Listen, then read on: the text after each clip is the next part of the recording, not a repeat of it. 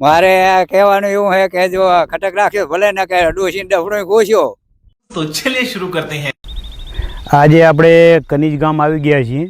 એક ખેડૂત મિત્રને ઝાડ પીળી પડતી હતી અને એમના ખેતરે આપણે જઈ રહ્યા છીએ. આપણે એમના ખેતરે આવી ગયા છીએ અને વિઝિટ કરીને જોઈશું કે ઝાડની અંદર શું તકલીફ છે.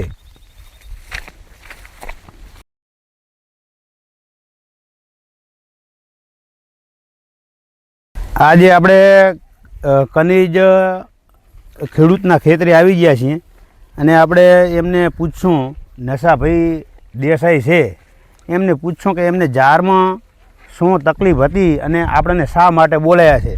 તો ઝાડમાં શું તકલીફ હતી અને શેના માટે અમને બોલાયા? હવે અલ્પેશભાઈ, ઝાડમાં પત્તા હુકા છે. આ જો ખેડૂત મિત્રો, આપણે આનો શું ઈલાજ કરવો? આ ખેતરમાં ફરતા ફરતા આવા ઝાડના પત્તા હુકાય છે અને ખેડૂતનું એવું કહેવું થતું હતું કે આ વધુ પડતા વરસાદના કારણે, ભેજના કારણે કે શેના કારણે પત્તા હુકાય છે. તો આપણે ખેતરની પેલી વિઝિટ કરી લઈએ અને વિઝિટ કરીને જોઈએ કે આ પત્તા શેના માટે હુકાય છે. તો અહીંયા ઘણા પત્તા હુકાયેલા જોવા મળે છે.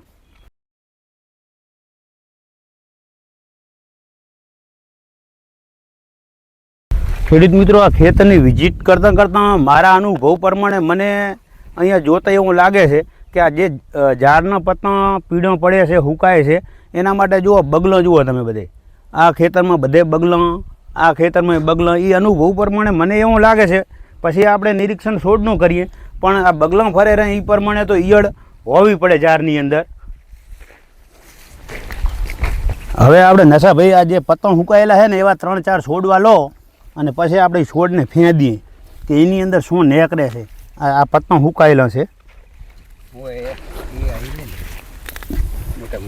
આ પત્તું હુકાયેલું છે એને હવે આપણે તોડીએ છીએ ઉપરથી. આ બંને ફેંદીએ રહ્યા કે આ પત્તામાં શું કાંઈ નીકળે છે કે નથી નીકળતું. આ ઈયળ જુઓ,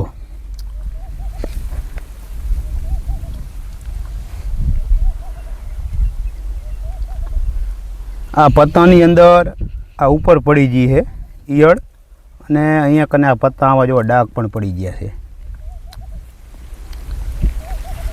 આ ઠેઠ ભૂંગળીની અંદર ઈયળ હોય છે. ખેડૂત મિત્રો, આ ઝાડની જુવારની વિઝિટ કરી અને આપણે જોયું કે જુવારની અંદર જે સુકારો હતો એ ખરેખર કોઈ વરસાદનો નહોતો કે કોઈ તત્વની ઉણપના કારણે નહોતો, પણ જે ઈયળના કારણે હતો. જે ભૂંગળીની અંદર ઈયળ હતી અને આપણે જનરલી જુઓ કે સ્પ્રે પણ ચાલુ કરાવી દીધો છે કે તુરંત આને સ્પ્રે ચાલુ કરો નહીંતર ઝાડ ખૂબ જ ઓછી થઈ જશે. શું કહેશો હવે ખેડૂતોને આ ઝાડ વિશે? અમે તો કહીએ હે કે કાલ બરેવ હે. હા, બરેવ તો જતી રહેવાની હે. હાથે માથમ કરવા રોકાતા નહીં હા, અને દવાની શરૂઆત કરી દીજો હા. ને બધું ખોઈને બેસ્યો.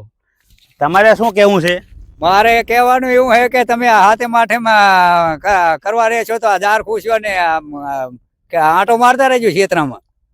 ન કે ઝાડ વગરના પૂરા વગરના રહેશો પણ લઈને ઢોરતા આવશો ઢોર ને માલ ને બધું. ડોશી ડપણું ડોસી ડફણો ખુશ્યો પછી